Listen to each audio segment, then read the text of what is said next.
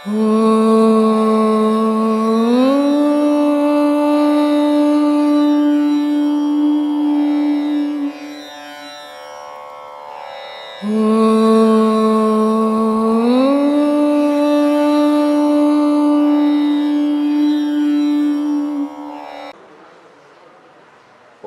உள்ள என்னுடைய சீடர்கள் அனைவருக்கும், உலகம் ஃபுல்லாக பரவி இருக்கும் என்னுடைய பக்தர்களுக்கும், பிரம்மசூத்திர குழு சார்பிலையும் என்னுடைய சார்பிலையும் எல்லோருக்கும் ஆத்ம வணக்கம்.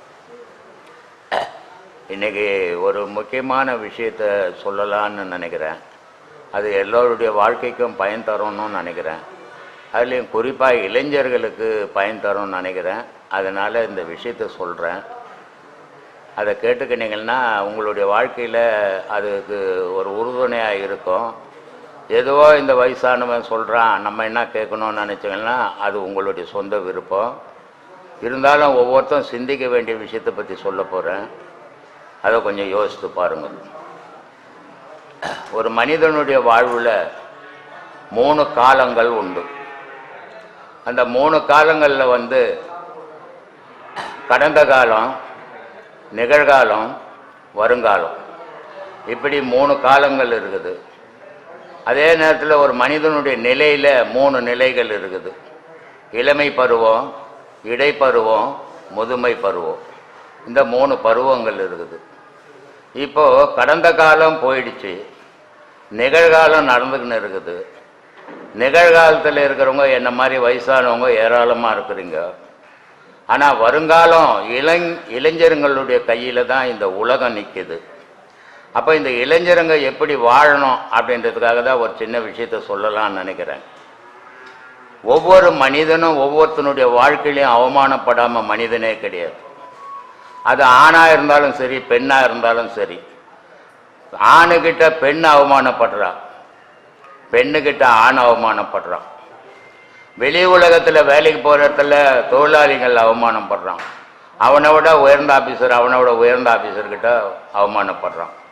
அரசியல்வாதிங்க தொண்டருங்க கிட்ட அவமானப்படுறான், தொண்டருங்க அரசியல்வாதி தலைவருங்க கிட்ட அவமானப்படுறான். இப்படி அவமானம்ன்றது இல்லாத ஒரு மனிதனுடைய வாழ்வே இல்லை உலகத்தில். ஆனால் இந்த அவமானத்தை நம்ம எப்படி எடுத்துக்கணும் அப்படின்றதுக்கு பற்றி தான் சொல்கிறதுக்கு இருக்கிறேன். ஒரு மனுஷனுக்கு அவமானம் வரும்போது அவன் மனசு சோர்ந்து, இப்படி நடந்து போச்சே, இனிமேல் நம்ம இப்படி வாழலாமா அப்படின்ற எண்ணத்துக்கு போயிடுறீங்க. பெருவாரி அப்படி தான் நடந்துன்னு இருக்குது. அது ரொம்ப வருத்தப்பட வேண்டிய விஷயமா இருக்குது. அதனால் அவமானம்ன்றதே ஒரு வாழ்க்கையினுடைய முன்னேற்றத்தினுடைய ஒரு வைராக்கியத்துக்கு தேவையான விஷயம் அவமானம். ஆனால் உலகத்தில் நீங்கள் எல்லாத்தையும் மறக்கலாம், மனிதனுடைய வாழ்க்கையில் அவமானத்தை மட்டும் மறக்கக்கூடாது. அவமானத்தை எவன் மறக்கிறானோ அவனுடைய வாழ்க்கை முன்னேற்றத்துக்கு வராது. எந்த ஒரு அவமானமும் தான் அவனை உயர்த்துறதுக்கு வழிவகுக்கும். அப்போ இந்த அவமானத்தை கண்டு அஞ்சாதீங்க, ஆனால் அவமானத்தை மறக்காதீங்க. ஒவ்வொரு மனிதனுக்கும் ஒவ்வொரு நிலையிலும் ஒவ்வொரு அவமானமும் நடந்தே தீரும். அவமானம் இல்லாத மனிதனே கிடையாது. ஆனால் அந்த அவமானம்ன்ற வார்த்தை மனிதனுடைய வாழ்க்கையை சின்ன பண்ணமாக்கிடும். அதே நேரத்தில் இந்த அவமானம்ன்ற வாழ்க்கையை மனிதனை தரத்தில் உயர்த்தி நிறுத்திடும். ஏன்னா மனசுக்குள்ள அந்த அவமானத்தில் தான் வைராக்கியம் வரும். அந்த வைராக்கியம் தான் அவன் வாழ்க்கையில் உயரத்துக்கு வழிவகுக்கும். அந்த அவமானத்தை மட்டும் உலகத்தில் நீங்கள் எல்லாத்தையும் மறக்கலாம், அவமானத்தை வாழ்க்கையில் மறக்கவே கூடாது. ஒவ்வொரு மனிதனும் அவமானத்தை வாழ்க்கையில் எவன் மறக்காம இருக்கிறானோ அவன் வாழ்க்கை முன்னேறியே தீரும். ஏன் நடந்தது, எதுக்கு நடந்தது, என்ன காரணம் இது, இப்போ நம்ம இந்த அவமானப்படாமல் இருக்கிறதுக்கு நம்ம என்ன செய்யணும்? ஒவ்வொருத்தனுடைய வாழ்க்கைக்கும் அது முன்னேற்றத்துக்கு வழிவகுக்கும். அந்த அவமானம்ன்றது சாதாரணமான விஷயம் கிடையாது. அது மனுஷனை சின்ன பண்ணமாக்கிடும். அதே அவமானம் மனுஷனை உச்சத்தில் தூக்கின்னு போய் நிறுத்தும். அதனால அவமானத்தை கண்டு கலங்காதீங்க. அவமானத்தை ஒரு அடையாளமாக வச்சுங்க. அவமானம் உங்கள் வாழ்க்கைக்கு அடிப்படை ஆக்கிக்குங்க. அந்த அவமானமே உங்கள் வாழ்க்கையில் உயர்த்தி நிறுத்தும்.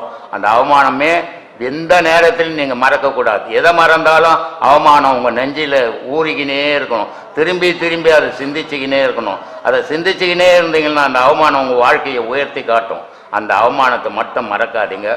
இது எங்கள் முதியோர் கடந்த காலம் ஒன்று போயிடுச்சு. இப்போ நிகழ்காலத்தில் நாங்கள்லாம் முதியோர் இருக்கிறோம். வருங்காலத்தில் இளைஞர்கள் இருக்கிறீங்க. இந்த இளைஞர்களில் மந்திரிகள் இருக்கலாம், பெரிய இன்ஜினியர்கள் இருக்கலாம், பெரிய டாக்டர்ஸ்கள் இருக்கலாம். இவ்வளோ பேரும் அந்த இளைஞர்கள் தான் உருவாக்க போறீங்க. இந்த நாட்டினுடைய சமுதாயமே இளைஞர்கள் கையில் தான். ஆனால் எத்தனையோ ஆன்மீகவாதிகளுடைய இதை நான் நிகழ்ச்சியை பார்த்துருக்குறேன். ஒரு 40 வயசு 45 வயசுல தான் அந்த ஆன்மீகத்தை நாடி போவாங்க. அதை தான் நம்ம அனுபவத்தில் பார்த்துருக்குறோம். ஆனால் இந்த பிரம்மசூத்திர குழுவில் நடக்கிற நிகழ்ச்சியை இந்த இளைஞருங்க 10 வயசு 15 வயசு 18 வயசு 20 வயசு இந்த இளமை பருவத்தில் என்னுடைய பேச்சுக்கு இவ்வளோ ஆர்வம் கொடுத்து ஆதரவு கொடுக்குறது நான் இளைஞர்களுடைய அவங்களுடைய மனசுக்கு என்னுடைய மனமார்ந்த நன்றியை தெரிவிச்சுக்கிறேன். ஒவ்வொரு இளைஞர்களும் வாழ்க்கையில் சிந்திச்சு பாருங்க, உயரணுன்ற ஒரே நோக்கத்தோடு இருங்க. தாய் தகப்பனை மதிக்க கற்றுக்குங்க, பெரியவங்களை மதிங்க, நல்லா படிங்க, உங்கள் வாழ்க்கையை உயர்த்திக்குங்க. நீங்கள் வாழ்க்கையை உயரும் போது உங்கள் சமுதாயத்தினுடைய வாழ்க்கை உயரும். அதுக்கு நீங்கள் ஆதரவாக இருந்து உங்களுடைய வாழ்க்கை உயர்ந்தாதான் உங்கள் சந்ததி உயரும். நீங்கள் கெட்டு போனீங்கன்னா உங்கள் சந்ததியும் கெட்டு போயிடும். அதனால் இந்த இளமையில் இருந்த தெய்வ பக்தியை உருவாக்குங்க. பெரியவங்களுடைய பேச்சை கேளுங்க. எப்பவுமே பெரியவங்க கெடுதல் சொல்லவே மாட்டாங்க. ஆனால் உங்களுடைய இளமை பருவத்தில் சொல்கிறதெல்லாம் கெடுதல் மாதிரி தெரியும். அது உங்கள் வாழ்க்கைக்கு உதவும். அதனால் எல்லாரையும் கேட்டு எல்லா இளைஞர்களும் இந்த நாட்டினுடைய முதுகெலும்பாக இருந்து உலகத்தை உயர்த்தணும். அதுக்காக தான் நான் இவ்வளோ விஷயங்களை பேசின்னு இருக்கிறேன். இந்த சமுதாயமே உயர்ந்தா அதுக்கு நான் சின்ன ஒரு ஊன்றுகோலாக இருந்தேன்றதை எனக்கு ஒரு சந்தோஷம் கிடைக்கும். அதனால இளைஞர்கள் உயரணும், இளைஞர்கள் சந்தோஷமா இருக்கணும், இளைஞர்கள் குடும்பம் நல்லா இருக்கணும். நன்றி, வணக்கம். ஐயா வணக்கம். வணக்கம்மா. என் பேர் ராஜேஸ்வரி. ரொம்ப சந்தோஷமா. போரூர் கிட்ட கொலப்பக்கம்ன்ற ஊரில் இருக்கேன். சரி. உங்களை பார்க்கறதுக்கான சந்தர்ப்பம் இன்னைக்கு அமைஞ்சது ரொம்ப மகிழ்ச்சி. உங்களை கேள்வி கேட்கணுன்ற எண்ணமோ அதெல்லாம் இல்லை, அவங்க சொன்னதுக்காக கேட்குறேன். ஏன்னா உங்களை மாதிரி நானே கிட்ட எப்படி கேட்கணுன்றதே தெரியாமல் ஒரு நிலையில தான் வந்திருக்கோம். தாடி வச்சுக்கினா, கொண்டை போட்டுக்கினா ஞானி இல்லை. இதை நான் வச்சிருக்கிறதுக்கு ஞானின்றதுக்காக வச்சில்லை. இங்கே வரவங்களில் வேற்றுமை தெரியணுங்கிறது தான் குரு, இவர் தான் சிஷ்யன் தெரியறதுக்காக வச்சுக்கிறது. நான் ஞானி நீ கோணிலாம் கிடையாது. அனுபவத்தில் தான் நான் பேசின்னு இருக்கிறேன். நான் ஒன்றும் வானத்திலேருந்து குதிக்கலை, நான் ஒன்றும் இமயமலையிலேருந்து வரல. வாழ்க்கையில் 6 வயசுலேருந்து படாத இன்னல் நான் சந்திக்காத விஷயங்கள் இல்லை. அந்த சந்திக்காத விஷயங்கள் அந்த அனுபவங்கள் தான் பேசுகின்றன தவிர நான் ஞானிகின்லாம் என்றைக்கும் சொல்லலை, சொல்ல போகிறதும் இல்லை, இப்போவும் சொல்ல மாட்டேம்மா. சொல்லுமா. நாம் கொண்டு வந்திருக்க கேள்விகள் அனைத்தும் மனம் சார்ந்தப்பட்ட விஷயங்கள். எனக்கு பலவிதமான மனதை புரிந்து கொள்ளுதலே ஒரு அதுக்கே ஒரு கடினமான விஷயம்தான். மனசை புரிஞ்சு போச்சுன்னு சொன்னால் மனுஷன் கடவுளை மாறி. ஆமாம். ஸோ இந்த மனதை புரிந்து கொள்ளுதே முதல்ல வந்து ஒரு கஷ்டமான ஒரு விஷயமா இருக்கும். முடியாத பெரிய பெரிய ஞானின்னு சொல்கிறவங்களாம் கூட தவறி போயிட்டாங்க. ஏன்னா மனசை சொல்கிற நீ பேசணும் சொல்ற இதை அடக்கி ஆன்மீகத்தில் உச்ச நிலைக்கு நம்ம அந்த விஷயங்களை அறிந்து கொள்வதற்கு இந்த மனதை தான் நம்ம பயன்படுத்த வேண்டியது. எல்லாத்துக்கும் உலக விஷயத்துக்கும் அந்த மனசு தான் ஒன்றும், கடவுள் விஷயத்துக்கும் அந்த மனசு தான் ஒன்றும். மனசுன்னு ஒன்று இல்லைன்னா மனுஷன்னு ஒருத்தன் இருக்க மாட்டான், மனுஷன்னு ஒருத்தன் இல்லைன்னா கடவுள்னு ஒன்று இருக்காதுமா.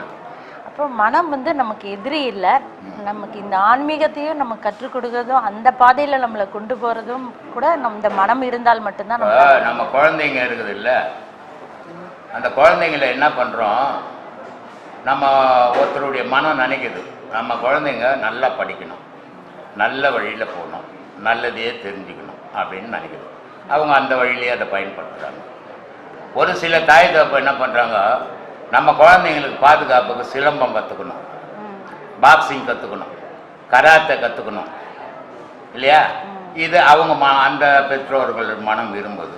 அப்போது அதுக்கு இவங்க மனம் விரும்பத்துக்கு ஏற்ற மாதிரி அந்த பிள்ளைகளை பயன்படுத்துகிறாங்க. அப்போ அந்த பிள்ளைகள் அதுக்கு ஏற்ற மாதிரி அது பயன் தருது. அப்போது இந்த குழந்தைங்களை எப்படி பெற்றோருங்க பயன்படுத்துகிறாங்களோ அதே மாதிரி நம்ம மனசை நம்ம எப்படி பயன்படுத்துகிறோமோ அதுக்கேற்ற மாதிரி அது செயல்புரியும்.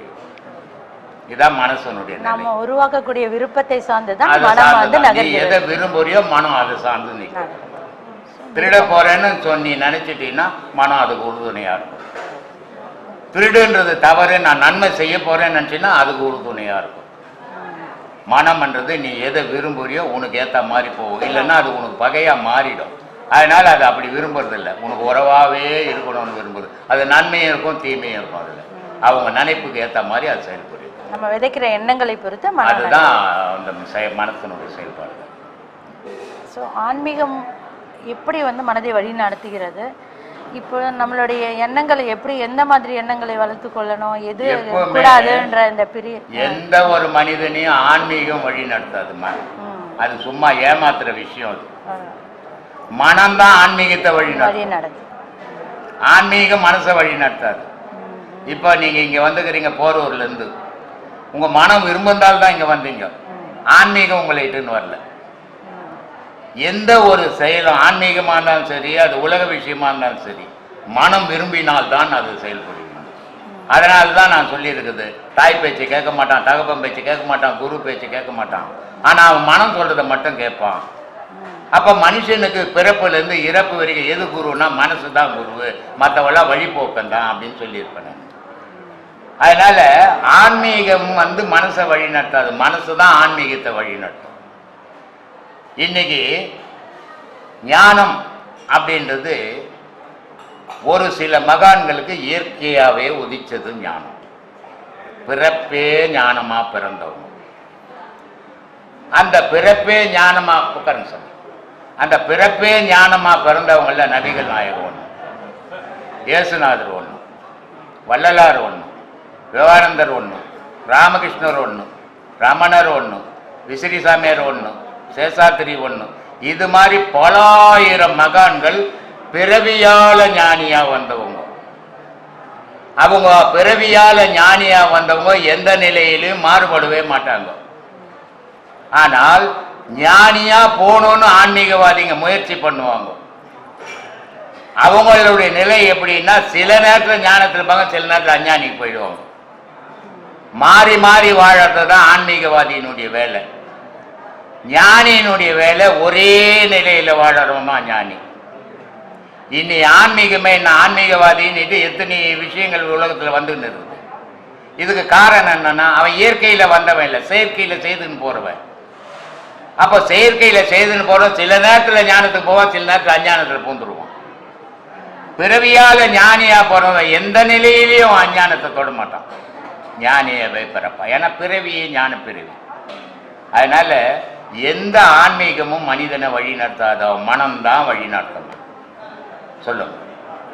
இப்போ இந்த மனதுக்கு நம்ம எப்படி ஒரு நல்ல நிலையை கற்பிக்கிறது? சரியான தேடுதல நல்ல குரு கிட்ட போகணும். தாடி வச்சுக்கணும், கொட்டை போட்டுக்கணும், பெரிய பந்தா பண்ணா அவர் நல்ல குருன்னு போனார்னா இவர் மாட்டிப்பார். ஒரு நல்ல குரு எப்படி இருப்பான்னு முதல்ல அதை தெரிஞ்சுக்கணும் நம்ம. ஏன்னா இன்னைக்கு உலகமே அந்த கேள்வியில தான் இருக்குது. வள்ளலாறு பார்த்தீங்களா என்ன போட்டுன்னு இருந்தாருன்னு? ஒரு துணியை போட்டு அவர் உடலே உலகத்துக்கு தெரியாத மூடிக்கின்னு இருந்தார். முகம் மட்டும்தான் தெரியும் இல்லையா? விவேகானந்தர் பார்த்தா அதே மாதிரி மொத்தமா மூடி இருப்பார். ராமகிருஷ்ணரை பார்த்தீங்கன்னா ஒரே ஒரு என்ன மாதிரி ஒரு துண்டு போட்டு உட்காந்துப்பார். ரமணரை பார்த்தீங்கன்னா ஒரே ஒரு கோமணம் கட்டின்னு இருப்பார். இவங்கெல்லாம் ஞானிகள். ஆனா இன்னி ஆன்மீகவாதிங்க பார்த்தீங்களா பெரிய பெரிய ட்ரெஸ் போடணும். இயேசுநாதரை பார்த்தீங்கன்னா கீழே ஒரு துண்டு, மேலே ஒரு துண்டு, ஒரு ஆட்டுக்குட்டி. ஏன்னா ஒரு மகான், பிறவியிலேயே மகான். ஆனா இன்னைக்கு அந்த இதுல இருக்கிறவங்க யாராவது வேஸ்ட் கட்டுவானா? எல்லாம் ஷூ போட்டு சுனா போட்டு இன் பண்ணாதான் அவன் அந்த மதத்தை சார்ந்தவன். அப்போ அவன் தெய்வீகத்தை நோக்கி போறது இல்லை. அந்த தெய்வீகத்தை படிச்சுன்னுக்கிறான தவிர தெய்வீகத்தை நோக்கி போகவும் முடியாது. எப்போ ஒருத்த வேதங்களை படிக்கிறானோ அவன் தெய்வத்தை அடைய முடியாது. எப்போ ஒருத்தன் வேதத்தை உணர்றானோ அவன் மட்டும்தான் தெய்வத்தை அடைய முடியும். அப்போ படிப்புன்றது வேற. இப்ப கந்த சஷ்டி படிக்கிறோம், சண்முக கவசம் படிக்கிறோம், பைபிள் படிக்கிறோம், குரான் இதெல்லாம் படிப்பு சம்பந்தப்பட்டது இல்லையா? மௌனத்துல படிக்கணும், அதுதான் ஞான படிப்பு. அதை படிக்க முடியாது, கஷ்டம். அப்போ இயற்கையான ஞானி வேற, செயற்கையில ஞானி ஆகணுன்ற வேஷம் போடுறோம் வேற. அப்போ இயற்கையான ஞானி எப்படி இருப்பான்? எந்த வித ஆடம்பரமும் இல்லாம இருப்பான். அப்போ தெரிஞ்சுக்கிறான் இவனுக்கு எந்த வித ஆடம்பரம் இல்லை, எவ்வளோ இருந்தாலும் எவ்வளோ புகழ் இருந்தாலும் இவன் உண்மையை சொல்லி கொடுக்குறான்னு போகணும். ஆனால் பகுட்டா இருக்குது, புகழாக்குது, கூட்டம் கூடுதுன்னு போனாக்கா நம்மளும் அதே மாதிரி இருந்துட்டு போகணும். நேற்று ஒரு அம்மா சொல்கிறாங்க, 30 வருஷம் ஒரு இடத்துல இருந்தேன் சாமி, ஒரு தெளிவும் இல்லை எனக்கு. ஆரம்பித்த காலத்துலேருந்து இப்போ வரைக்கும் இருந்தேன் நான், 65 வயசாகி போச்சு, எனக்கு ஒரு தெளிவு இல்லை. எழுதுனாங்க, அப்போ இக்கு புள்ளி வைக்கணும் இல்லையா, அப்போ தானே அது இக்கு ஆகும் அப்படின்னாங்க. நான் சொன்னேன் ஏதுன்னு ஒரு தம்மா வைக்கணும், அடுத்தவங்க வந்து வைக்கக்கூடாது அதுக்கு அப்படின்னு இல்லையா. அப்போ ஏதுனவருக்கு வைக்க தெரியல இக்கு, அப்படிப்பட்ட ஆளுகிட்ட போனாக்கா இப்படி தான் ஆகும் அப்படின்னு. அந்த மாதிரி ஞானம்ன்றது பிறவியில் வர்றது ஒன்று, செயற்கையில் வர்றது ஒன்று. நீங்கள் வெளிக்கணிப்பை பற்றி சொன்னீங்க. வெளிக்கணிப்பில் அது தவறாக கூட இருக்கலாம். உள்முகமாக நம்ம அந்த உணர்வு நிலையில் எப்படி ஒரு குரு பக்கத்தில் இருக்கும்போது எந்த மாதிரியான உணர்வு நிலையில் அவன் நாட்கள் குரு பக்கத்தில் இருக்கணும்னு அவசியமே கிடையாதும்மா. குருவை நீ பக்கத்தில் வர வச்சுக்கணும் உள்நிலையில். எந்த குருவோ சீடனை நோக்கி போகவே கூட, போனான்னா அவன் குருவே கிடையாது.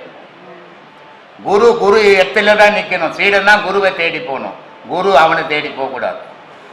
காசு கோசமா பணசு கோசமா அவன் வீடு வீடா தெரியிறான்னா அவன் நல்ல குருவா இருக்க முடியாது. குருன்ற உட்கார்ந்தத்துல இருந்தா தான் குரு, ஊரெல்லாம் சுத்துருவன் குரு இல்லை.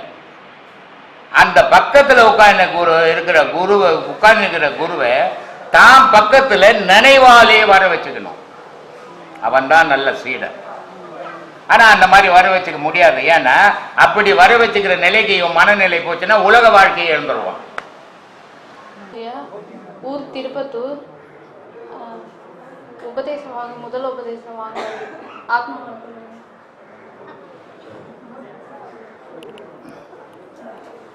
இந்த அம்மா பேரு ஐஸ்வர்யா, திருப்பத்தூர்லேருந்து வந்திருக்கிறாங்க. இவங்க முதல் உபதேசம் வாங்கியிருக்கிறாங்க. அந்த அம்மாவனுடைய மனசில் என்ன தோணுச்சோ தெரியல, அந்த அம்மா கழுத்தில் போட்டுனுக்கிற செயினை எடுத்து என்கிட்ட கொடுக்குறாங்க. அது ஏன்னு எனக்கு தெரியல, ஏன்னு கேட்டால் கொடுக்கணும்னு தோணுச்சு கொடுக்குறேன் அப்படின்றாங்க. அவங்களுக்கு எல்லாரும் ஒரு நன்றி சொல்லுங்க, எல்லாரும் கைப்பற்ற.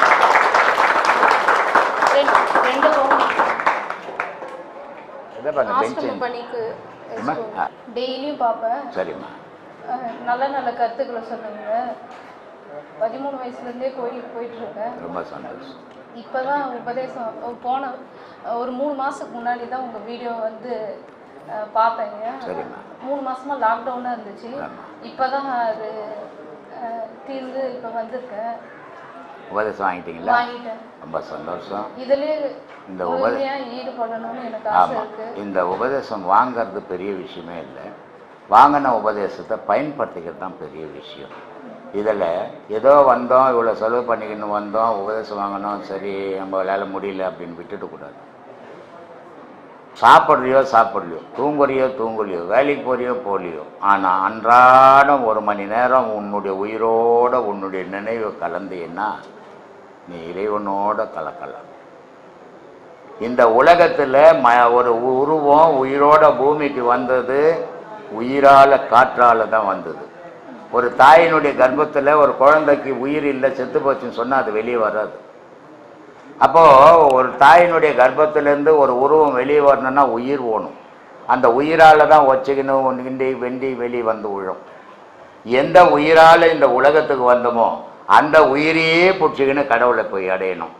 அதனால்தான் நான் உடலுக்கு உபதேசம் யோகாசனம் அது எதையும் சொல்லிக் கொடுக்கறதில்லை. ஏன்னா அது 1000 இடங்கள் இருக்குதா சொல்லிக் கொடுக்கும். நான் உயிருக்கு உபதேசங்கள் கொடுத்துன்னுக்கிறேன், உடலுக்கு உபதேசமே கிடையாது இங்கே. அந்த உயிரை எந்த உயிரால் இந்த உலகத்தில் ஜனனம் பண்ணீங்களோ அதே உயிரால் போனால் தான் இறைவன் அடைய முடியும், உடலால் இறைவன் அடைய முடியாது. அதனால் உயிருக்கு உபதேசம் கொடுத்துங்கிறேன். இதை மனசில் வச்சுக்கின்னு நீங்கள் தொடர்ச்சியாக அதில் போனீங்கன்னா உங்களுக்கு இறைவனுடைய காட்சி கிடைக்கும். நீங்கள் யாருன்னு தெரிஞ்சுப்பீங்க. உங்களுக்கு மனதடம் எந்த நிலையிலையும் சலனம் வராத மனதிடம் கிடைக்குமா. இதை பின்பற்றது தான் உங்கள் கையில் இருக்குதும்மா. கல்யாணம் வேணாம் இதிலே இருக்கலான்ட்டு, கல்யாணம் வேணாம் இதிலே இருக்கலான்ட்டு ஒரு கல்யாணம் வேணான்னு சொல்லக்கூடாதும்மா.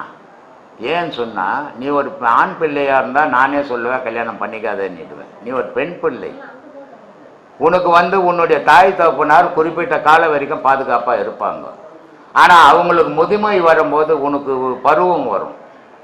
அந்த பருவத்தில் அவங்க உனக்கு பாதுகாப்பு கொடுக்க முடியாது. அப்போது ஒரு பெண்ணுக்கு தாய் தப்பன் குறிப்பிட்ட காலம் வரைக்கும் பாதுகாப்பு கொடுக்கலாம். ஆனால் முடிவு காலம் வரைக்கும் தாய் தப்புனால வர முடியாது. அதனால் கணவன் தான் வரணும். கல்யாணம் பண்ணிக்கிறதுக்கும் இதுக்கும் சம்பந்தமே கிடையாது. இது மன சம்பந்தப்பட்டது. மனசை நீ கடவுள் மேலே செலுத்திட்டு கணவனுக்கு உன் உடலை கொடுக்க போகிற, இவ்வளோதான் வித்தியாசம், வேற ஒன்றையும் கிடையாது இதில். அதனால் நீ மனசை திடப்படுத்திக்க முதல்ல கல்யாணத்துக்கு முன்னாடியாவே. அப்போ சீராக நீ கல்யாணம் பண்ணிக்கினாலும் நல்ல குழந்தை குட்டிகளோட சீரும் சிறப்பமாக வாழு, இறைவனாண்ட போகணுன்ற நினைவோட வாழ்க்கையை நடக்கும். அந்த வாழ்க்கை உனக்கு பயன் தரும். ரொம்ப நன்றி. ஐயா, என் பேர் பாலசுப்ரமணியம். நான் திருப்பூர் மாவட்டம் பெருமாநல்லூர்லேருந்து வர்றேங்க. ஐயாவை பார்க்கணும், ஆசீர்வாதம் வாங்கணும் அப்படிங்கிறதுக்காக வந்தேன். சொல்லு. சரிங்களா? இப்போது சில பேர்த்த பார்த்த உடனேயே கொஞ்சம் பேருக்கு தோணுது. சரி. சில பேர்த்த பார்த்த உடனேயே அவர் கூட பேச மாட்டோமா சரி அப்படின்னு ஒரு ஆசையாக இருக்குது. சரி. சில பேர்த்த பார்த்தோம்னா அவர் கூடயே கொஞ்சம் தூரம் போயிட்டு வரலாமா அப்படிங்கிற மாதிரி இருக்குது. சரி. இது வந்து எதனால் வருது? மன சம்பந்தப்பட்டதுங்க. சரிங்க. இது மனசு. இப்போ நீங்கள் கல்யாணத்துக்கு முன்னாடி அம்மா பொண்ணு பார்க்க இட்டு போகிறாங்க. சரிங்க. ஒரு பொண்ணை பார்க்குறீங்க. சரிங்க. ஐயோ இது வானம்மா எனக்கு பிடிக்கலன்றீங்க. ஆமாங்க. இன்னொரு பொண்ணை இட்டு போகிறாங்க. இது பரவாயில்லம்மா இருந்தாலும் இது வானா எனக்குன்றீங்க. இன்னொரு பொண்ணை இட்டு போய் காட்டணுன்னா கட்டிக்கிறீங்க. மூணுமே பொண்ணு தான். ஏன் இந்த வேற்றுமை வந்தது? ஏன் வந்தது? மனசுக்கு பிடிக்கல. மனசுக்கு எது பிடிக்குதோ அது உறவு கொள்ள நினைக்குது. சரி சரி. அது மாதிரி ஒரு மனுஷனுக்கு ஒரு மனுஷனை பார்த்தா சரி இவர்கிட்ட உறவு கொள்ளலான்ற மனம் தோணுது. ஒரு மனுஷனை பார்த்தா இவருக்கு நமக்கு சம்பந்தமே வானான்னு தோணுது. இது மன சம்பந்தப்படும். இது ஒன்றும் அதிசயம் இல்லை. இது உங்களுக்கு மட்டும் இல்லை, எல்லாருக்கும் தோன்றது தான். சரி சொல்லு. அப்புறம் சிறந்த கல்வியாளர்கள் கூட அதாவது மாணாக்கர்களாக வெறுக்கப்படுற மாதிரி, சரி, அதே மாதிரி நல்ல அருமையான தாய் தகப்பன் கூட தன்னுடைய மகன் மகள்களால் வெறுக்கப்பட்டு ஒதுக்கப்படுறாங்களே, இது எதனால? ஐயா, ஆசையா இல்லை. ஆசையா இல்லை. இப்போ உங்களுக்கு எத்தனை பசங்க? எனக்கு ஒரு பொண்ணுங்க ஐயா. ஒரே ஒரு பொண்ணு. என்ன படிக்குது? காலேஜில் படிச்சுட்டு. காலேஜில் படிச்சுன்னு இருக்குது. ஒரு குழந்தைய பெத்தோம்னா ஒரு தாய் தகப்பன் கூட வச்சு வளர்க்கணும். சரி. அதுக்கு பாசத்தை உண்டாக்கணும். சரி. ஹாஸ்டலில் சேர்த்து படி அப்படின்றது, அப்பா அம்மா வேலைக்கு போகிறேன் நாங்கள் பணம் சம்பாதிக்கணும் உங்களுக்கோசம் தான் சம்பாதிக்கணுன்ட்டு அதுங்களுக்கு பாசமே தெரியாத ஆயா வளர்க்குறது, இப்படிலாம் வளர்க்குறதெல்லாம் அப்படி தான் ஆகும். ஆசிரியருங்க பணம் வாங்காமல் முன்ன தொண்டு செய்தாங்க. சரி. அப்போது மாணவர்களும் பயந்தாங்க, ஆசிரியர்களும் அவங்க கடமையை செய்தாங்க. இப்போ மாணவர்களும் பயப்படுறதில்ல, ஆசிரியர்களும் அவங்க கடமை செய்யறதில்லை. ஏன் தெரியுமா? இப்போ ஒரு மாணவன் ஒரு தப்பு செய்கிறான்னா ஆசிரியர் அடிக்கணும்னு அவசியமாக கிடையாது. அவருக்குன்னு விரோதியாக அந்த பையன் தப்பு செய்யும் போது கண்டிக்கிறாரு. ஒரு அடி அடிச்சுட்டாருன்னா அவர் வீட்டில் போய் சொல்லிட்டு ஊரையே கூட்டு போய் ஸ்கூலாண்ட நிற்கிறான். ஆசிரியர் என்ன நமக்கு எதுக்கு இந்த தொல்லை அப்படின்ட்டு விட்டுடுறான். ஏன்னா முதல்ல நம்ம புள்ள சரியா இருந்தானா ஏன் ஆசிரியர் அடிச்சான்னு தாய் தகப்பன் சிந்திக்கணும். அதை சிந்திக்கிறது இல்லை. என் பிள்ளைய நீ எப்படியா கை வைக்கலாம்? ஏன் தெரியுமா?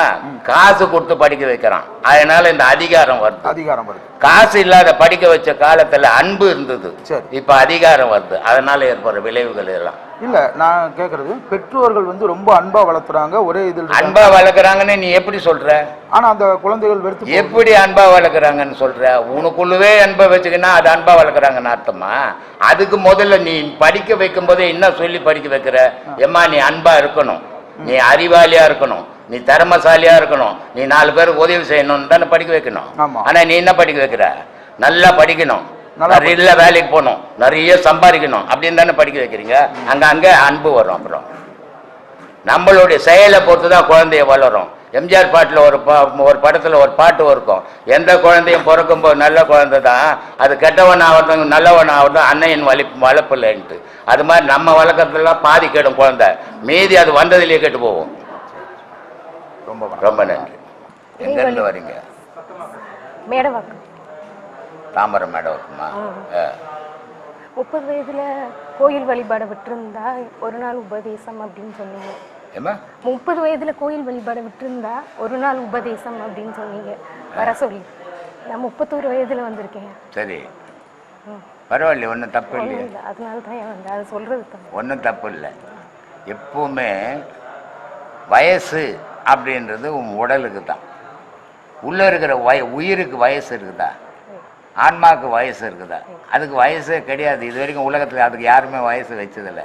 அதுக்கு வயசை வச்சுதான் கடவுளுக்கு வயசை வச்சுருவோம். அதனால் அதுக்கு வயசு இல்லை, உடலுக்கு தானே வயசு. இது இளமையும் முதுமையும் சேர்ந்ததான் உடல். ஆனால் உயிருக்கு இளமையும் கிடையாது, முதுமையும் கிடையாது. அதனால் அதுக்கு வயசே கிடையாது. அதனால் எப்போ ஒன்றாலும் நம்மளுடைய மனம் விரும்பிச்சுன்னு சொன்னால் அதை பாதையில் பயணம் பண்ணுறது தவறு இல்லை. ஏன்னா மனம் பல விஷயங்களை விரும்பும். ஆனால் அதை நல்ல விஷயத்துக்கு கொண்டு வர்றது தான் கஷ்டம். ஆனால் அந்த தெய்வ வழியில் கொண்டு வர்றதுக்கு வயசே தேவையில்லைம்மா. எல்லாரும் வரலாம் அந்த பாதையில். இதில் வர்றது பெரிய விஷயம் இல்லை. எல்லாரும் வராங்க, ஆயிரக்கணக்கான லேடிஸ் வர்றாங்க, லட்சக்கணக்கான ஆம்பளைங்க வர்றாங்க. ஆனால் அதை கடைசி வரைக்கும் கடைபிடிக்க மாட்டேன்றாங்க. ஒரு பாடம் 2 பாடம் வாங்கிட்டு அதோட யாரை கட்டின்னு போயிடுறாங்க. அந்த மாதிரி போகும்போது அது ஒரு முழுமை பெற முடியாது.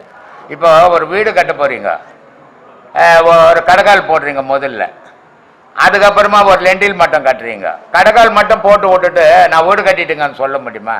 இன்றைக்கி ஆன்மீகம் அப்படி தான் போயின்னு இருக்குது. என்ன பேஸ் போட்டு விட்டுட்டு நான் பெரிய ஆன்மீகவாதின்னு முழுமை பெறதே கிடையாது. ஆனால் ஒரு குரு கிட்ட போனால் முழுமையான உபதேசங்களை வாங்கி நம்ம முழுமை பெறும்போது தான் முழுமையான சீடராக மாற முடியும். அப்போ தான் நீ நாளைக்கு மற்றவங்களுக்கு சொல்ல முடியும். அதனால் அந்த மாதிரி முழுமையான உபதேசம் வாங்குங்க.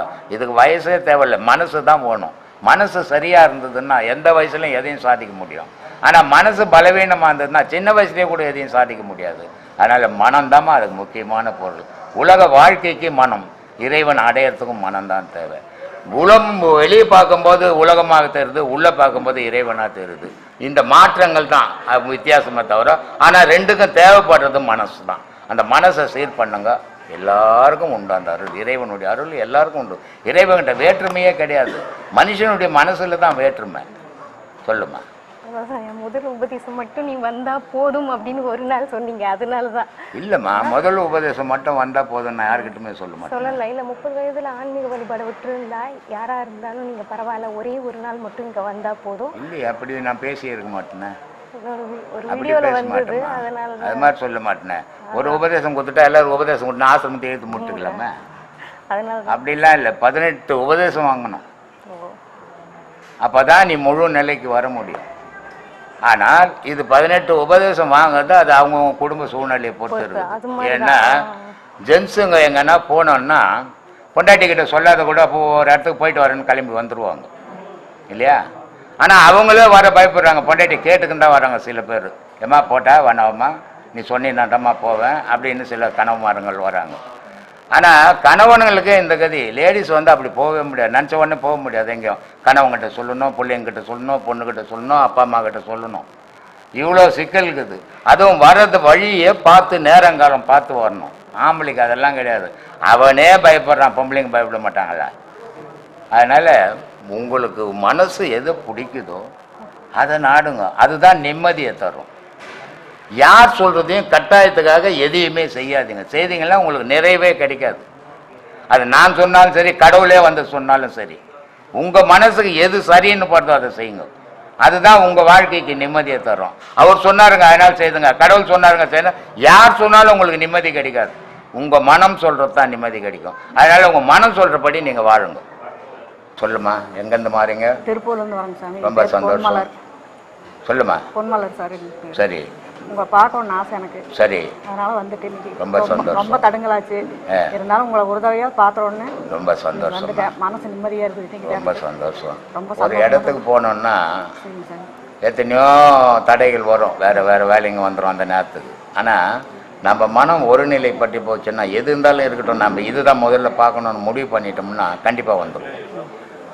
இல்லை போகலாம் பார்க்கலாம், இந்த வேலை வந்துடுச்சு, இன்னொரு வாட்டி பார்க்கலாம், இன்னொரு வாட்டி பார்க்கலான்னா திருப்பி பார்க்கவே முடியாது, போயிடும். அதனால் நம்ம எதையுமே நினைக்கக்கூடாது. நினச்சா அதை முடிச்சிடணும். முடிச்சுட்டு அடுத்த வேலைக்கு போனோம்னா நம்ம நினச்சது முடியும்.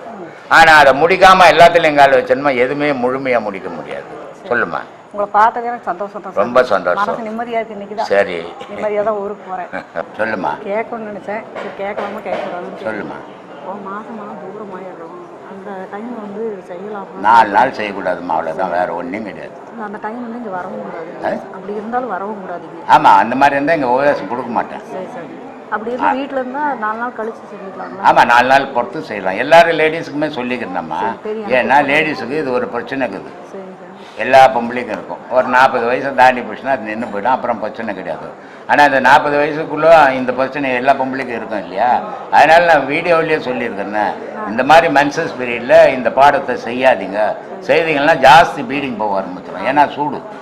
அதனால ஜாஸ்தி ப்ளீடிங் போவோம். அதனால் இந்த 4 நாளைக்கு செய்யாதீங்க, அதுக்கப்புறம் செய்யுங்கன்னு எல்லா வீடியோலையும் சொல்லியிருக்கேன் நம்ம. அதே மாதிரி இந்த மாதிரி பீரியடாக இருந்ததுன்னா உபதேசம் வாங்கலான்னு வராதிங்க தயவுசெய்து.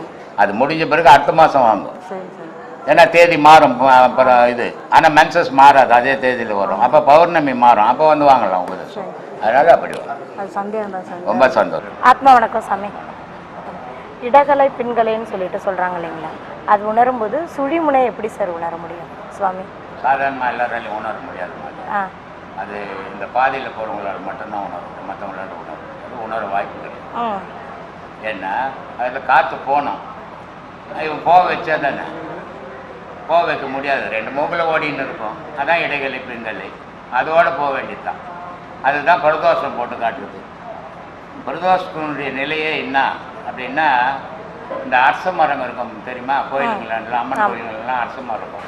அங்கே நடுவில் ஒரு புள்ளியார் வச்சுருக்கோம், 2 பக்கம் 2 பாம்பு கல் வச்சுருக்கோம். அந்த பாம்பு ஒன்றோட ஒன்று சுற்றின்னு வந்து நான் 2 கடைசியில் 2 மூஞ்சி 2 பார்த்துக்கிற மாதிரி இருக்கும், நடுவில் சிவலிங்கம். அந்த இடைகளை பிங்களை ஒன்று சேரும்போது கடவுளாக வேண்டி சிவமாக மாறுவேன்றதுக்கு தான் அது அடையாளம்.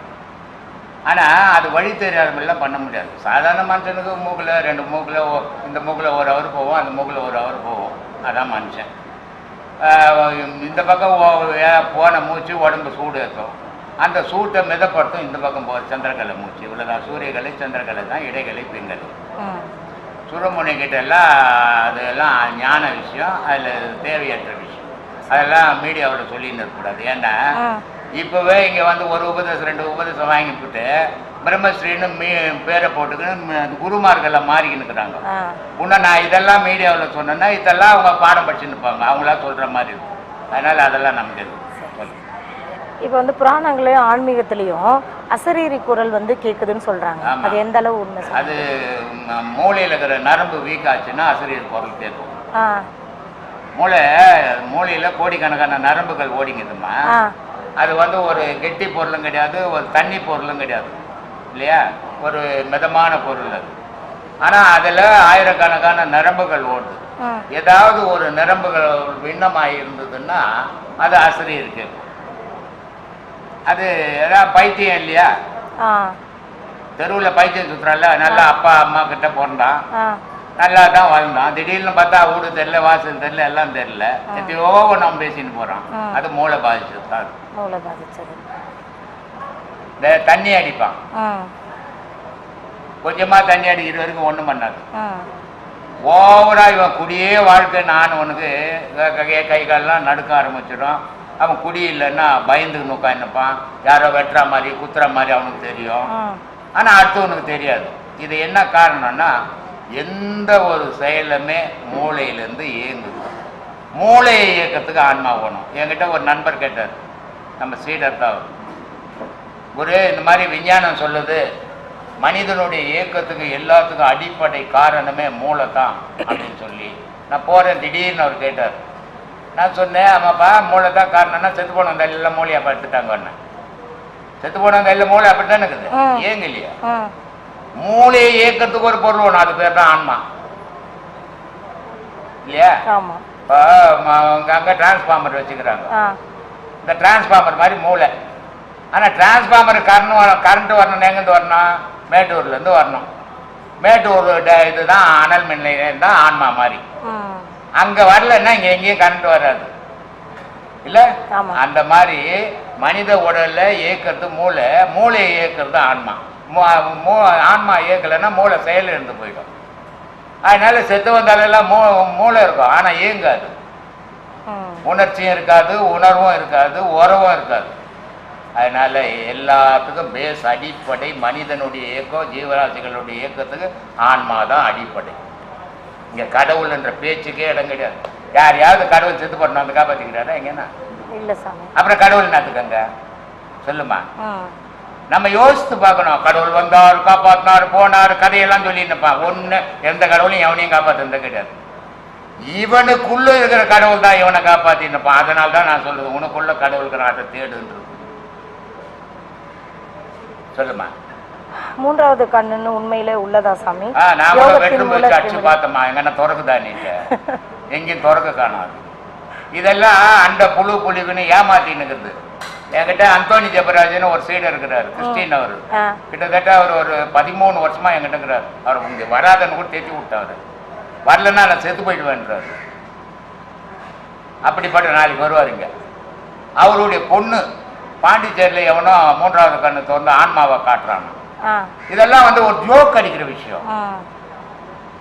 மூன்றாவது கண்ணு திறந்து அவர் டாக்டர்லாம் ஆப்ரேஷன் பண்ணி மூன்றாவது கண்ணு வச்சு பண்ண. மூன்றாவது கண்ணுடைய நிலை என்ன? கடவுள் நிலை இல்லையா?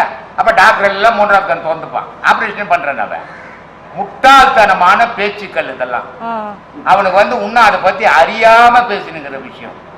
மூன்றாவது கண்ணுன்றது இந்த மயிரலு சந்து. ஆனா இந்த உலகமே அதுக்கு தெரியும். அது எங்க இருக்குதுன்னு யார் அறியுது? அது அறிஞ்சவனுக்கு மட்டும்தான் தெரியும். அது அறிஞ்சவனும் வெளியே சொல்லக்கூடாது. கண்டவங்கிட்ட சொன்னா அவன் தெரிஞ்சிருவான் ஊரெல்லாம். இல்ல இந்த மூணாவது கண்ணு வெற்றும் போயிடுச்சு தட்டிக்கிட்டுதான் இது.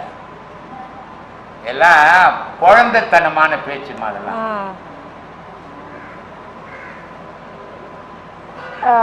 மக்களுக்கு புரியாமல் இருக்கும் நிலையில் ஞானிகள் அனைத்தும் சூட்சமாவே உள்ளது. அது எதனால அப்படி சொல்லி வச்சு இப்ப பொழப்பா நடந்துக்கிட்டோமா? இன்னும் மக்களுக்கு புரியுற மாதிரி சொன்னா எல்லாரும் பொழப்பாக்கிட்டு இருப்பாங்க. யாரோ இது யாருக்கு தேவை, யாருக்கு புரிஞ்சா போதும்னு எழுதணும். எந்த அவன் அந்த பாதையில போறவனுக்கு புரிஞ்சா போதும், இது எல்லாருக்கும் புரியவானா அப்படின்னு எழுதி வச்சான். ஆனா அப்படி மறைச்சு எழுதி வச்சு இப்ப சில பேர் அதை அந்த வழியில போய் சொன்னவனை வச்சு பொழப்பாய் போச்சு. இப்போ இல்ல தொழிலா தானே நடத்திங்கிறான். ஒன்னும் துண்டா செய்யலையே அத. அப்ப இன்னும் எல்லாருக்கும் புரியுற மாதிரி இருந்தா கம்பெனிக்கு மாதிரி ஆகிட்டு இருப்பானுங்க. இப்போ கம்பெனி மாதிரி தான் இருக்குது. ஆன்மீகம் ஒரு கம்பெனி மாதிரி ஆகி போச்சு. இப்போ அங்க போனா பணம் கிடைக்கும், அதுல சேர்ந்தா நல்லது நடக்கும், அப்படி ஆகிப்போச்சு. வீடு கட்டிக்கலாம் அப்படின்ற அளவுக்கு ஆகிப்போச்சு. ஞானிகள் மறைச்சு வச்சு சரியான விஷயம். என்ன கூட ஒருத்தர் போன் பண்ணி கேட்டாரு, நீங்க என்ன எல்லாத்தையும் போட்டு நடு ரோட்ல ஓடிக்கிறீங்க ரகசியத்தில்? உனக்கு தெரியலன்னா நீ விட்டுட்டு எனக்கு தெரிஞ்சதை நான் சொல்லிக்கிறேன். ஞானிங்க எல்லாருக்கும் தெரியணும்னா எழுதி வச்சுட்டு போனான்.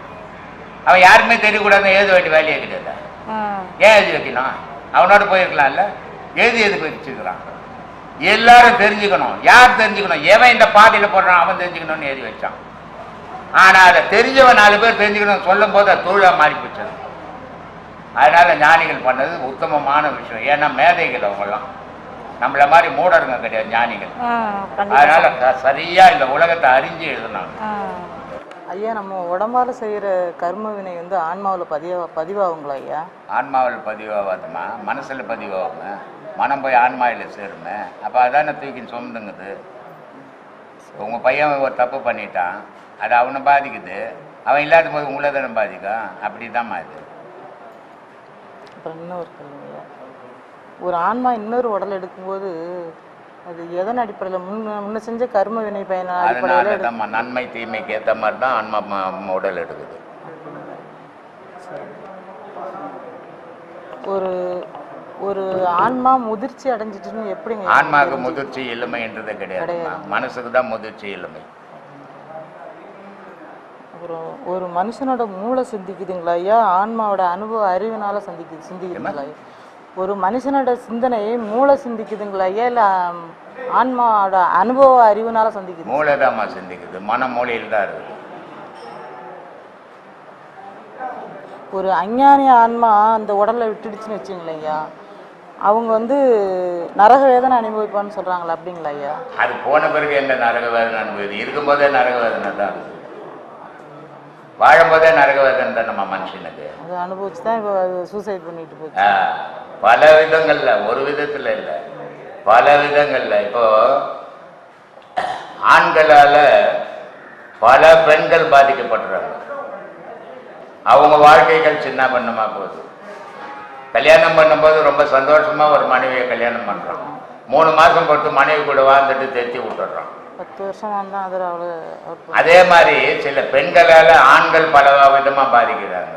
ஆனால் ஒரு ஆண் ஒரு பெண்ணை கல்யாணம் பண்ணிக்கின்னா கடைசி வரைக்கும் அவன் கூட வாழணும். அதுதான் வாழ்க்கையினுடைய முடிவு அப்படின்னு முடிவு பண்ணி வாழணும். இது சரியில்லை அது சரியில்லைன்னா நீ எங்க போனாலுமே சரியா இருக்காது. அதே மாதிரி ஒரு பெண்ணை தாலி கட்டி விட்டுட்டு அடுத்த பெண்ணுகிட்ட போய் வாழ்ந்தீங்கன்னா இதை விட நரக வேதனைப்பட்டு சாவுவாங்க. வாழ்க்கைன்றது ஒரு ஆணும் பெண்ணும் இணைஞ்சு வாழக்கூடியது. அது சத்து கட்டுற மாதிரி மாற்றி போட்டுக்குன்னு போறது இல்லை. அந்த மாதிரி இந்த பாதிப்புகளே வர்றது அவனுடைய கர்ம வினையினுடைய காரணமாக தான். பெண்ணுக்கு வந்தாலும் சரி, அது ஆணுக்கு வந்தாலும் சரி. என்கிட்ட ஒரு ஆள் இப்போ ஃபோன் பண்ணி கேட்குறாரு, கரூர்லேருந்து.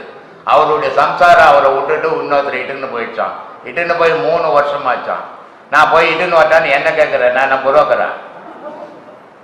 எவ்வளோ புத்தி இருக்குது பாரு. யார் பேசுகிறா, அவங்க என்ன பேசிக்கிறாங்க, அவங்களாண்ட நம்ம என்ன விஷயத்த கேட்குறோன்னு கூட தெரியாத மடமண்டுங்களா இருக்கிறானுங்க சில பேர்.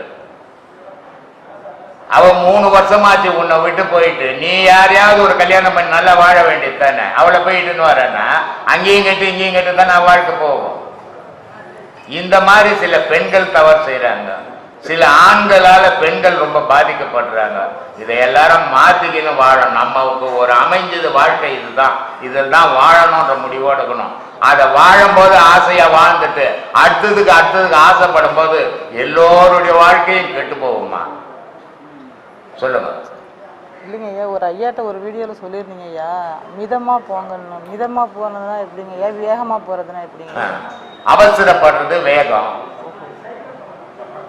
எதையுமே செய்யாதது சோம்பேறித்தனம். ரெண்டையும் உட்கார்ந்து சிந்திச்சு இது சரியா இல்லையான்னு மிதமா போனோம்னா நடுநிலையா போறதுன்னு அர்த்தம்.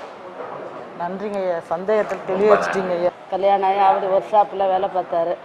எனக்கு அம்மா அப்பா இருக்காங்க. அம்மா 75 வயசு, அப்பா 84 வயசு.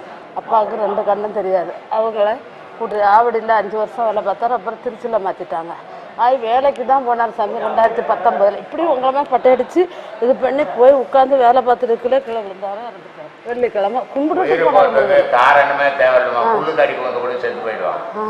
பூமியில வந்தீங்கன்னா ஒரு நாள் செத்து தான் செத்து போட்டார், இவர் செத்து போட்டார், அவர் செத்து போனதை பத்தி நம்ம பேச வந்தோம். எனக்கு அம்மா அப்பா இருக்காங்க, கடவுளை பத்தி தான். அம்மா அப்பா அப்பா செத்து போட்டா, என்ன கூட அப்பா இல்ல அம்மா இல்ல, அப்பா அம்மா இருக்காங்க. அப்பா அம்மா இருக்காங்க, அவங்களுக்கு சேவை செஞ்சுட்டு இருக்கிறேன். கணவர் எல்லாரும் யாருமா தாலி கட்டி 3ஆவது ஆளு கணவர் இறந்து போறான். ஒரு வாரத்துல மனைவி இறந்து போற. உலகத்துல இயற்கமா இதெல்லாம் அவர் ஏன் செத்தாரு இவர் ஏன் செத்தாரு யார போய் கேள்வி? ஏன்னா அம்மா அப்பா இது வரைக்கும் நமக்கு இருக்காங்க. அம்மா அப்பா அவனுடைய ஆயுசு இருக்குது. உங்க வீட்டுக்காரருக்கு ஆயுசு கம்மியானால சீக்கிரம் போயிட்டாரு. இதுல என்ன சந்தேகம்? 2 பையனுங்க. ஒரு அம்மா அப்பா நல்லா இருக்கிறாங்க, புள்ள செத்து போது என்ன பண்றது? சரி. அம்மா அப்பா இருக்க புள்ள எப்படி சாப்பிடணும் யார போய் கேட்கலாம்? கேட்க முடியாது. கடவுள் யார போய் கேட்கலாம்? கடவுள் எங்க இருக்கிறாரு அவரை போய் கேட்கறதுக்கு? இதெல்லாம் அறியாம ஜனனம்னு ஒன்னாச்சுன்னா மரணம்னு ஒண்ணு உண்டு. அது எப்போ ஒன்னாலும் நடக்கும். 5 வயசு குழந்தை செத்து போகுது. அப்பா அம்மா லட்சக்கணக்கில் செலவு பண்ணி காப்பாற்றணும்னு நினைக்கிறான், காப்பாற்ற முடியாம போகுது. உலகத்தையே காப்பாத்துறேன்னு சொல்றாங்க டாக்டர், அவனையே அவன் காப்பாற்ற முடியாம செத்து போறான். மரணம்ன்றது யாரும் காரணமே. ஆஸ்பத்திரிக்கு 5 பைசா கொடுத்தது. ஆஸ்பத்திரிக்கு ஏமா கொண்டு வீட்டுல ராத்திரி படுத்துக்கிறான், பேசிட்டு காய்ச்சல் பழ பொண்ணமாக்குறான். மரணம்ன்றது எல்லாருக்கும் வருமா? எது மரணம் அடையுது? உடல் மரணம் அடையுது, உயிர் மரணம் அடையாது இல்ல. கனவுல சொன்னார், நான் வந்து பிறப்பேன். அதே மாதிரி பேரம் பிறந்துட்டா 7 மாசம் பொறுப்பாரு பிறந்திருக்கிறான். உடல் இருக்கிற வரைக்கும் தான் உனக்கு புருஷன் நீ பொண்டாட்டின்னு அவருக்கு தெரியும். உடலை விட்டு அவர் வெளியே போனா நீ யாரு அவர் யாருன்னு உனக்கு தெரியும். அவரை மாதிரியே பிறந்திருக்கான். இருக்கட்டும், நினைப்பு தானே காரணம். நிறைய பேருக்கு அது மாதிரி பிறக்கும்.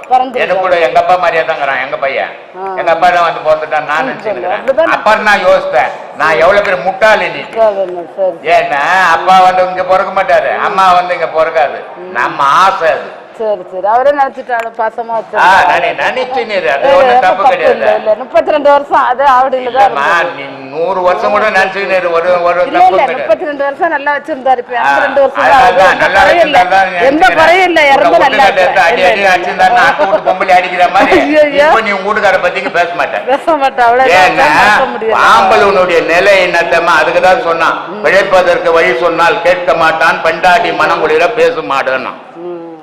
இப்ப சம்பாதிக்கிறதெல்லாம் எத்த போய் பொண்டாட்டி கிட்ட கொடுத்துட்டா பொண்டாட்டி சொல்ல உன்ன மாதிரி புருஷன் உலகத்திலேயே இல்லடான்னு சொல்லுவா. ஆனா சம்பாதிக்கிறத கொடுக்கலாம் தொடர்பு கட்ட வச்சு வழியில உட்காந்து நிற்பான் அப்படின்ட்டு. அதனால உங்க வீட்டுக்கார நல்லா சம்பாதிச்சு கொடுத்தாரு நீ நினைச்சுங்கிற. இன்னொரு பொண்டாட்டி சொல்லு கவர்மெண்ட் வேலை தான் இருக்கட்டும்மா, எந்த வேலை கூலி வேலை கூட இருக்கட்டும், கவர்மெண்ட் வேலை சம்பாதிச்சு பண்ணி கொடுக்க மாட்டாரா? சில பொண்டாட்டி சொல்றான் இவன் எப்போ சாவான்னு தெரியலையேன்றான். அவளும் பொண்டாட்டா நீ பொண்டாட்டான். வசதியை கொடுக்கறத பொறுத்து அவன் நடந்துக்கிறத பொறுத்து தான் பொண்டாட்டிங்க நினைக்கிறது புருஷனுங்க நினைக்கிறது. ரெண்டு பையன் நல்ல அதனால அது பேசுறதுக்கு இல்ல இது இடம். அது ஜோசியர் கிட்ட போய் பேசு. இது ஆன்மீகம் பேசுற இடம். கடவுளை தான் பார்ப்பேன். ஆத்மா வணக்கங்கய்யா. ஆத்மானங்கய்யா. இப்போ கிட்டத்தட்ட ஒரு 3 மாதம் ஆயிடுச்சுங்கய்யா அந்த பௌர்ணமி நிகழ்ச்சி நம்ம நடத்தி. ஆமா. இன்னைக்கு 3 மாதத்துக்கு அப்புறம் இன்னைக்கு இந்த கொரோனா பிரச்சனைனால கொஞ்சம் தள்ளி போகிற மாதிரி ஆயிடுச்சு. சரி. இப்போ மறுபடியும் 3வது அலை ஒன்று வருது அப்படின்னு சொல்லிட்டு ஒரு கொஞ்சம் அப்படி பீதி மாதிரி சொல்லிக்கிட்டு இருக்காங்க. இது நிலைமை என்ன எப்படி இருக்கும்? மக்கள் அது முதலாளியா இருக்கட்டும் 3வது ஆளியா இருக்கட்டும், சரி, முதல்ல வரும்போது ஜனங்க ஏமாந்து போச்சு. என்ன நடக்க போகுதுன்னு தெரியாமல் ஏமாந்துட்டாங்க. 2வது வாட்டியே கொஞ்சம் உஷாராயிட்டாங்க. கவர்மெண்ட்டும் உஷாராயிடுச்சு. அப்போது கவர்மெண்ட்டு இந்த 2வது வாட்டி செய்த தொண்டு இருக்குது, அது பெரும் தொண்டு இந்திய லெவலில். ஏன்னா எல்லா மாநிலமும் எல்லா விஷயத்தையும் விட்டுட்டு மக்களை காப்பாற்றணும். கொரோனாஸ் மட்டும்தான் முதல் செயலாக இருந்தது எல்லா மாநிலமும். இது பெரிய விஷயம். இது சாதாரணமான விஷயம் இல்லை. ஏன்னா ஒரு மனுஷனுக்கு ஒரு 10,000 கொடுத்து உதவலாம், 10 லட்சம் கூட கொடுத்து உதவலாம். ஒரு மனுஷனுக்கு உயிரை கொடுத்து உதவ முடியாது யாராலும். சில பேர் வாயில் சொல்லுவாங்க, டே நான் உனக்காக உயிரையே கொடுப்பேன், ஒருத்தனும் கொடுக்க மாட்டான், வாயில் சொல்லலாம். ஆனால் இந்த கொரோனாஸ் பிரச்சனையில் இந்த நர்ஸுங்க, டாக்டர்ஸு, ஆம்புலன்ஸு, பெரிய பெரிய மந்திரிங்கள்ல இருந்து இதில் ரொம்ப தீவிரமாக இறங்கி நிறைய உயிர்களை காப்பாற்றினாங்க. அதையே மீறி சிலது இறந்து போச்சு. ஆனால் இது அவங்களால யார் மேலேயும் குறை சொல்ல முடியாது, இயற்கை அது. ஏன்னா மனிதனை முதல்ல ஒன்று தெரிஞ்சுக்கணும். விஞ்ஞானம், நான் பல வீடியோக்களில் சொல்லிக்கின்னு இருக்கிறேன், விஞ்ஞானம் அது இன்னும் ஒரு பெரிய சிறந்ததாக நினச்சின்னு இருக்கிறாங்க. ஆனால் விஞ்ஞானத்தினுடைய முடிவு அழிவு அப்படின்ட்டு. இன்னைக்கு விஞ்ஞானத்தினுடைய விளைவு தான் இந்த கொரோனாஸு. ஏன்னா இயற்கை தான் உலகத்தை படைச்சது, இயற்கை தான் உயிரினங்களை படைச்சது. அந்த இயற்கை உயிரினங்களை கொல்றதே கிடையாது. உயிரினங்களுக்கு என்னென்ன தேவையோ, எந்தெந்த உருவத்துக்கு என்னென்ன அதுக்கு உணவு வகைகள் தேவையோ அந்தந்த உணவு வகைகளை இயற்கை அந்தந்த உயிரினங்களுக்கு படைச்சிக்கின்னு இருக்குது. அப்போது இயற்கையினுடைய செயல்பாடுகள் எப்படி இருக்குது அப்படின்னா, எல்லா உயிரினமும் வாழணும், அந்த உயிரினம் வாழறதுக்கு நம்ம வழிவகுத்து கொடுக்கணும்னு இயற்கை செயல்பட்டுக்கின்னு இருக்குது. ஆனால் இந்த விஞ்ஞானம் என்ற பேரில் மனிதனே மனிதன் ஆயிடுச்சின்னு இருக்கிறான். இது இயற்கை அழிவே கிடையாது, இது மனிதனுடைய அழிவு. இப்போ இந்த தூவி இருக்கிற அந்த விஷ மருந்து அதனுடைய வீரியம் போகிற வரைக்கும் இருக்கும். அது குறிப்பிட்ட காலம் அந்த வீரியம் அழிஞ்சதுன்னா தான் அது போகும். அது வரைக்கும் மக்கள் ரொம்ப ஜாக்கிரதையாக இருக்கணும். எதுவும் என்ன பண்ணோம் உன்ன என்ன பண்ணோன்ற வைராக்கியத்துக்கெல்லாம் அதில் இடம் கிடையாது, அதில் ஆணவத்துக்கு இடம் கிடையாது. எப்படியாப்பட்ட குழந்தை இறந்துடும், வாலிப பருவம் இருந்தும் முதுமை இறந்துடும். அதனால பாதுகாப்பாக இருக்கிறது ரொம்ப அவசியம். எல்லாரும் ஊசியை போட்டு, தடுப்பு ஊசியை போட்டுக்குங்க, மேக்சிமம் அதை தடுங்க. ஒரு நோய் வந்ததுன்னா முழுமையாக அது பாதிக்கிறத விட ஒரு ஊசி போட்டிருந்தா பாதிப்பு இருக்கும், தப்பிச்சுக்கலாம் நம்ம. அதனால எல்லாரும் அதை பயன்படுத்திக்குங்க. இதை வெளிநாடுகளில் இன்னைக்கு அதிகமான தடுப்பு ஊசியால் தான் இன்னைக்கு உலகம் அவ்வளோ தப்பிச்சது. உலகத்திலே அதிகமாக பாதித்தது அமெரிக்கா, இங்கிலாந்து, இந்த மாதிரி பெரிய பெரிய நாடெல்லாம் பாதித்தது. அதுலேருந்து மீண்டு வந்திருக்குதுன்னா அந்த தடுப்பு ஊசி தான். அந்த தடுப்பு ஊசியை நம்ம மக்கள் எல்லாரும் பயப்படாமல் போடுங்க. போடலைனாலும் சாக தான் போகிறோம். அப்படி போட்டு செத்தாதான் செய்யும்போது போயிச்சா நல்லது தானே. அதனால தைரியமாக போடுங்க, பயந்து போடாதீங்க, தைரியமாக போட்டுங்க. அது உங்கள் தைரியம் தான் ஒரு மனுஷனுக்கு பாதுகாப்பு முக்கியம். மற்றதெல்லாம் கூட அப்புறம்தான். மன தைரியம் தான் ஒரு மனுஷனை பாதுகாக்கும் முதல்ல, அதுக்கப்புறம் தான் மற்ற மருந்துகள் எல்லாம் கூட. அதனால எந்த செயல் செய்தாலும் தைரியமாக செய்யுங்க, அது உங்களுக்கு பாதுகாப்பாக இருக்கும். எல்லாரும் இது மாதிரி சூழ்நிலை ஒரு 4 மாதம் கிட்டத்தட்ட 1.5 வருஷமாக ஆசிரமம் சரியாக நடக்கலை. ஆமாம் இல்லையா? ஆசிரம வளர்ச்சிக்கு வழியே இல்லாமல் போயிடுச்சு. இப்போ சிங்கப்பூரும் மலேசியாவும் பணம் ரோடெல்லாம் கொட்டி இருக்கிற நாடு, அவ்வளோ செழுமையான நாடு. அங்கேயே வறுமை தாண்டவ மாட்டோம். ஆமாம். அப்படி இப்போ உலக நாடே ஒரு முழுமையாக அடிபட்டு போச்சு. ஒரு இயற்கையான ஒரு நோய் ஒவ்வொரு நாட்டிலையும் ஒவ்வொரு காலகட்டத்திலையும் வந்திருக்குது. அது அந்தந்த நாடோட போவோம். உலகம் ஃபுல்லாக ஒரே நோய் வராது. இது மனிதன் பண்ண செயல். அந்த செயலால் மனிதன்லாம் பாதிக்கிறான். எந்த மிருகமாவது பாதிச்சுதா பற்றியா? அப்போது மனிதனுக்கு யார் எதிர்? இப்போ இந்த வரதட்சணை கொடுமை, பெண் கொடுமை அப்படின்லாம் பேசுகிறாங்க தெரியுமா? ஆமாம். இந்த பேசுறதுல நல்லா அவங்க ஆழமாக டீப்பாக போய் சிந்திச்சு பார்த்தாங்கன்னா பெண்ணுக்கு பெண்ணு தான் எதிரி, ஆணும் எதிரி கிடையாது. ஆமாம். மருமவன்ற ஒரு பெண்ணுக்கு மாமியார்ன்ற ஒரு பெண்ணு தான் எதிரி. ஆமாம் இல்லையா? அப்போ பெண்ணுக்கு தான் பெண் எதிரி, மனுஷனுக்கு தான் மனுஷன் எதிரி. மனுஷன் தான் மனுஷன் அழிச்சுன்னுக்கிறான். ஆனால் அழிச்சவனும் வாழ போறதில்லை, அழிஞ்சவனும் வாழ போறதில்லை. இதை உணர்ந்து மக்கள் நல்லா இருக்கணுன்ற எண்ணம் வரணுமே தவிர ஒரு நாடை பிடிக்கணும், ஒரு நாட்டை பயமுறுத்தணும், ஒரு மக்களை பயமுறுத்தணும்னு வாழ்ந்து நீ எவ்வளோ நாள் வாழ போற? நீயே அழிஞ்சே தீரணும். அதனால வாய்ப்புகள் கிடைச்சிருக்குது. நன்மையை செய்து நல்ல புண்ணியத்தை தேடுங்க, தீமையை செய்து பாவத்தில் போய் விழாதீங்க. இதுதான் என் வேண்டுகோள் சாமி. அருமை சாமி.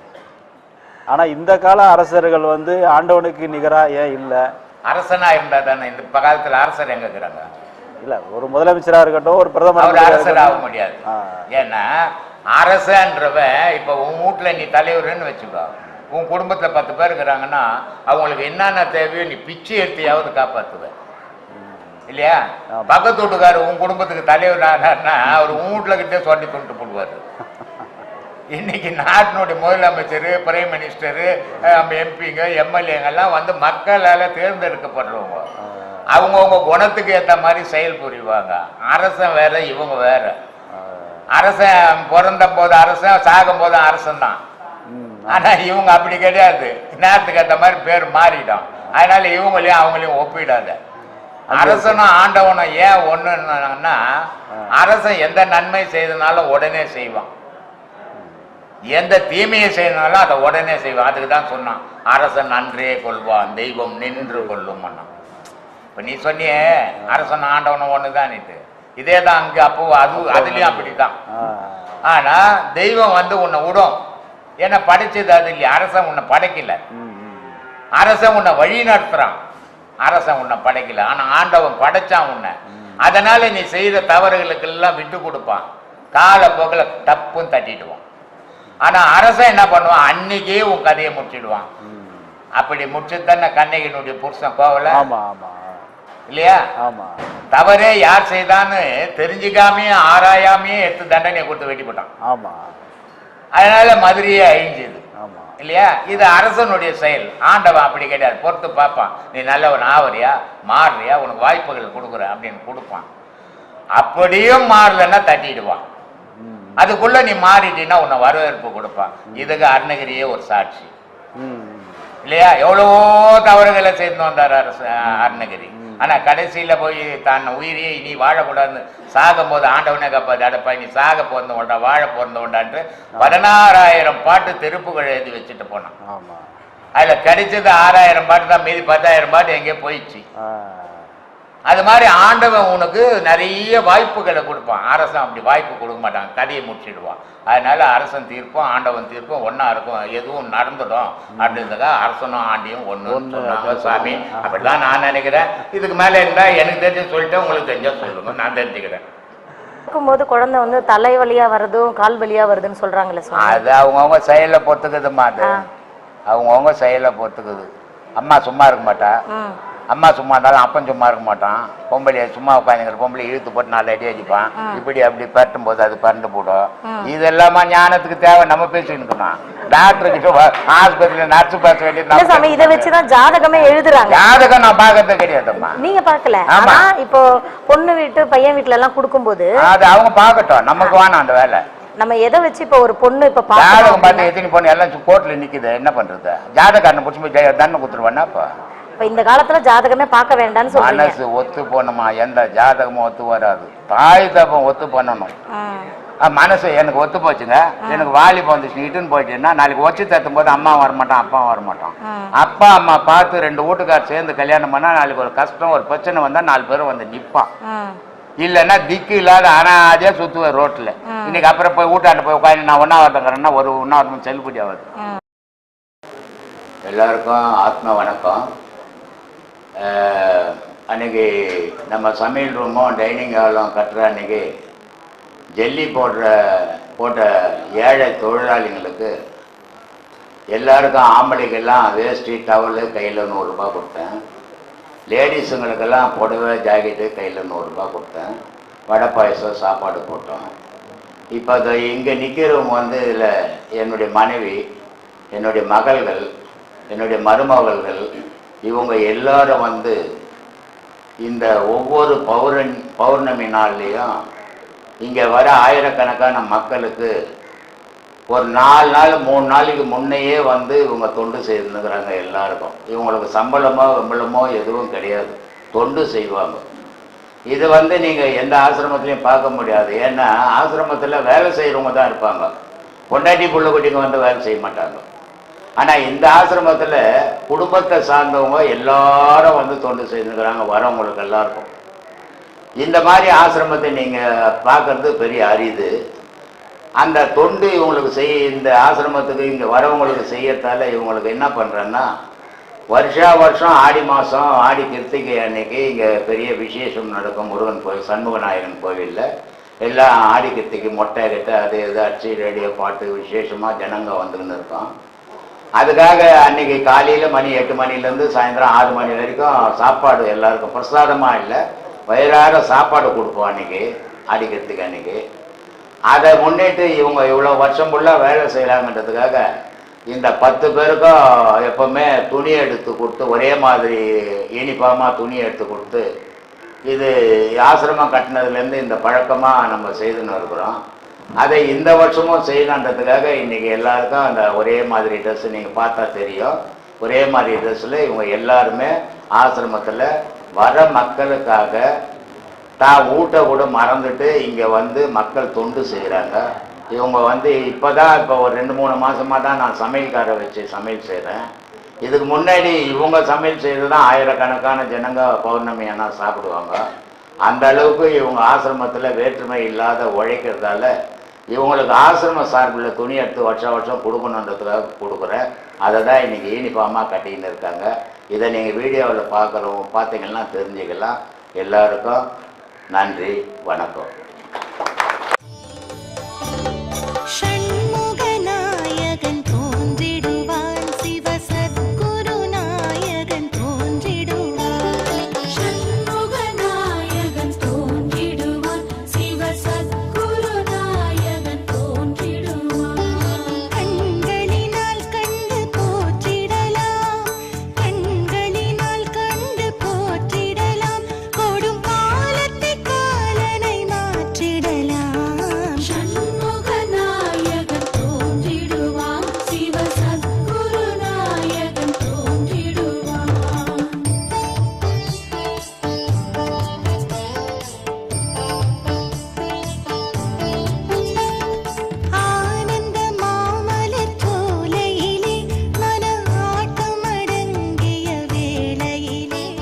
உலகத்தில் உள்ள என்னுடைய சீடர்களுக்கும் உலகம் ஃபுல்லாக பரவி இருக்கும் என்னுடைய பக்தர்களுக்கும் ஆத்ம வணக்கம்.